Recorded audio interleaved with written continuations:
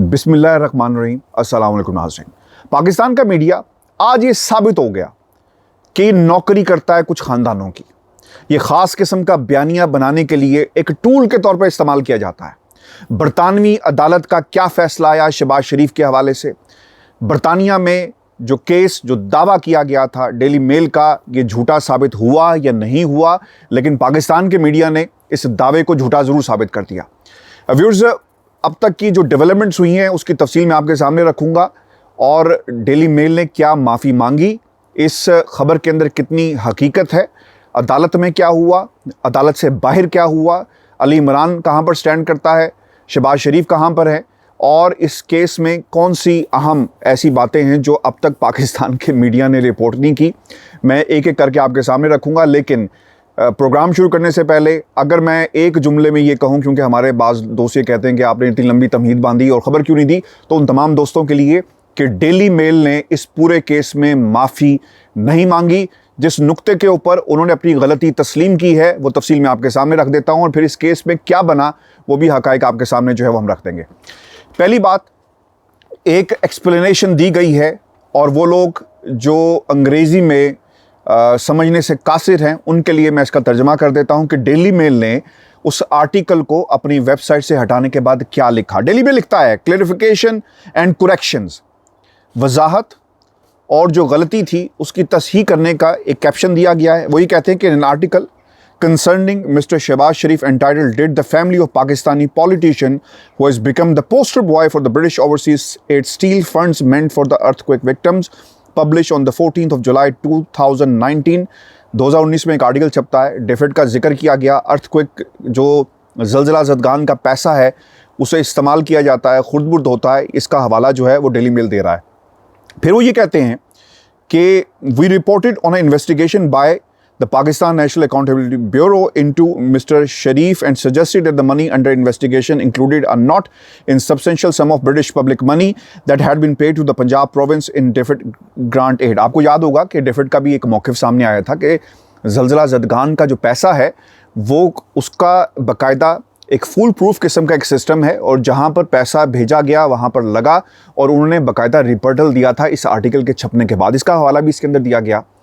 अब बरतानवी अखबार ने ये जो क्लैरिफिकेशन दी है इस हद तक दी है कि नैब के अंदर कोई केस मौजूद नहीं है शहबाज शरीफ का, और इस पर हम उसकी तस्हीह कर रहे हैं और इस गलती को तस्लीम करते हैं। आगे क्या लिखा, we accept Mr Sharif has never been accused by the National Accountability Bureau of any wrongdoing in the relation to the British public money or DFID grant aid।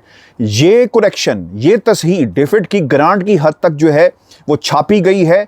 जहाँ तक बाकी केस का ताल्लुक है वो वहाँ पर स्टैंड स्टिल कर रहा है और उसमें पाकिस्तान का मीडिया हमेशा की तरह झूठ बोल रहा है और मामले को एक गलत रंग देकर ट्विस्ट करके और पूरे का पूरा जो मफहूम है उसको चेंज करके पाकिस्तान के मीडिया में पेश किया जा रहा है। अब मैं आपको एक और भी बात बता दूं कि इसमें कहीं पर यह नहीं लिखा कि शहबाज शरीफ के ऊपर या उनके ख़ानदान के जो बाकी लोग थे जो इल्ज़ाम था उससे भी हम पीछे हट रहे हैं।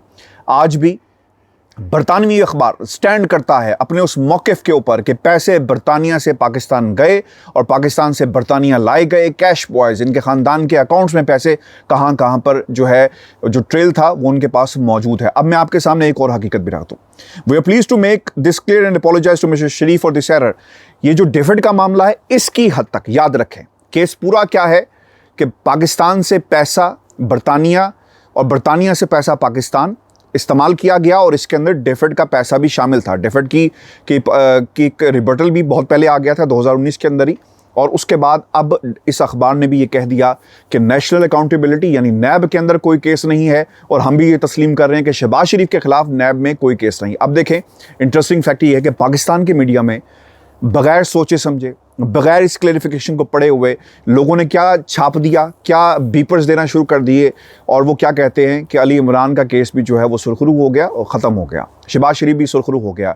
आज की तारीख़ में जब मैं आपसे मुखातिब हूँ, डेली मेल अपने उस दावे पर, अपनी उस ख़बर पर स्टैंड करता है, क्योंकि याद रखिएगा कि 13 तारीख़ थी, 13 दिसंबर तक एक रिप्लाई जो है वो आना था अली इमरान के वकीलों की तरफ से और शहबाज शरीफ के वकला की तरफ से। किसी किस्म का कोई रिप्लाई जो है उस डिफेंस के तनाजुर में उसे नहीं छापा गया और ना ही वो रिप्लाई जो है मंजर आम पर आया और ना ही वो रिप्लाई जो है उसे अदालत में जमा करवाया गया। छापा जो है वो मैंने शायद जल्दी में कह दिया, यानी अदालत में जो है वो जमा नहीं करवाया गया। आज भी डिफेंस जो है वहीं पर स्टैंड स्टिल है, वहीं पर मौजूद है और इसका जवाब शहबाज शरीफ और उनके वकला और अली इमरान और उनके वकला की तरफ से आज भी आना जो है पेंडिंग है। अब हुआ क्या व्यूअर्स, हुआ ये था कि बहुत पहले मैंने आपके सामने एक चीज़ कही थी, बहुत पहले की बात है। अगर आप मुझे रेगुलर सुन रहे होंगे तो आपको याद होगा कि डेली मेल में जितने प्रोग्राम्स मैंने बरतानिया से किए हैं, जो हकीकत जो थी अदालत की बाहर की, वो आपके सामने लेकर आए।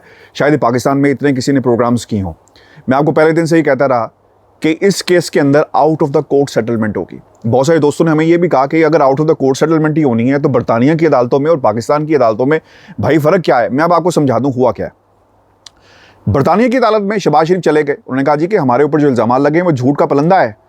इन्होंने कहा ठीक है जी जमा करवाएं। केस डेफेमेशन का शुरू हो जाता है। इनके वकीलों को बुलाते हैं, वकील कहते हैं जी ये डिफेंस है, इसका जवाब शहबाज शरीफ साहब से ले लें। लेकिन इस दौरान तकरीबन 1 मिलियन के करीब पैसा जो है वो खर्च हो चुका है। 1 मिलियन पाउंड्स, पैसा नहीं, 1 मिलियन पाउंड, बरतानवी पाउंड जो है वो खर्च हो चुके। अब मेरी आज जो वकील हैं, दोनों तरफ के वकीला से जो मेरी बात हुई, बहुत ही इंटरेस्टिंग फैक्ट है। वो ये कहते हैं कि आज के बाद अगर इस केस को मज़ीद आगे चलाया जाता और हम ये कहते हैं कि जनाब ये डिफेंस पे इनको रिप्लाई दें, तो हमें मज़ीद 1 मिलियन पाउंड जो है वो दरकार होते इस केस को आगे बढ़ाने के लिए। यानी ये केस जो था वो तकरीबन 2.5 मिलियन पर स्टैंड करता, मिलियन पाउंड्स, यानी ख़र्चा जो है वो जा सकता। पाकिस्तान से जरा करना, शहबाज शरीफ को कटहरे में खड़े होकर जवाब देना, ये तमाम बातें जो हैं फिर वो आपकी कंसिडर होनी थी। लेकिन एक out of the court settlement हुई है। फिर सबसे जो अहम नुकता है, आपको याद होगा कि लास्ट हियरिंग के ऊपर एक फ़ीस, लीगल कॉस्ट जो है वो अदा करने के हवाले से कहा गया, उसे आप जुर्माना कहें, लीगल कॉस्ट कहें, लेकिन वो पैसे अली इमरान ने और शहबाज शरीफ ने अदा करने हैं वकला को। क्योंकि नुकता उसमें ये था कि जनाब हमने वकील जो है वो हायर कर लिए, उनके ऊपर हमारा खर्चा आया, लेकिन इन्होंने अपना केस वापस ले लिया, लिहाजा लीगल कॉस्ट जो है उसे अदा की जाए। तकरीबन एक 30,000 थी और एक 26,000 है, वहीं पर स्टैंड करती है और इन्हें अदा करना पड़ेगी। अगर कोई ये केस जीतता तो फिर उस लीगल कॉस्ट का क्या बना। तो इसलिए पाकिस्तान के मीडिया में इसे ट्विस्ट किया जा रहा है। बिल्कुल उसी तरह अगर आज शहबाज शरीफ साहब ये वाकई जीत गए हैं और ये वाकई माफ़ी जिसका वो तस्करा ढोल के साथ जो है वो पाकिस्तान के अंदर किया जा रहा है, बजा बजा के उस ढोल को, तो फिर लीगल कॉस्ट भी जाकर क्लेम करें, नहीं करेंगे क्योंकि गलत रिपोर्टिंग हो रही है।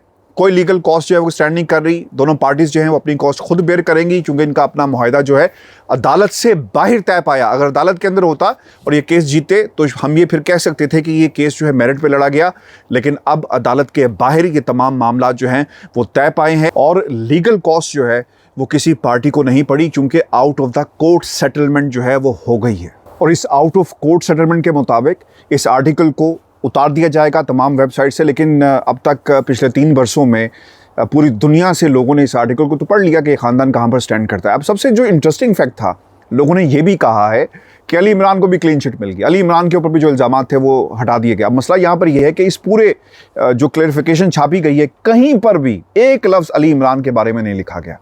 और शहबाज शरीफ का भी जो नैब के अंदर केस चल रहा है, जिसे रिपोर्ट किया गया डिफेंड की हद तक, उसके ऊपर जो है करेक्शन की गई है। लेकिन ये दोनों नुकात जो हैं वो पाकिस्तान के मीडिया के अंदर रिपोर्ट हो रहे हैं। शहबाज शरीफ की जीत हुई, शहबाज शरीफ विक्टोरियस, और एलिगेशन जो थे वो साबित नहीं कर पाए।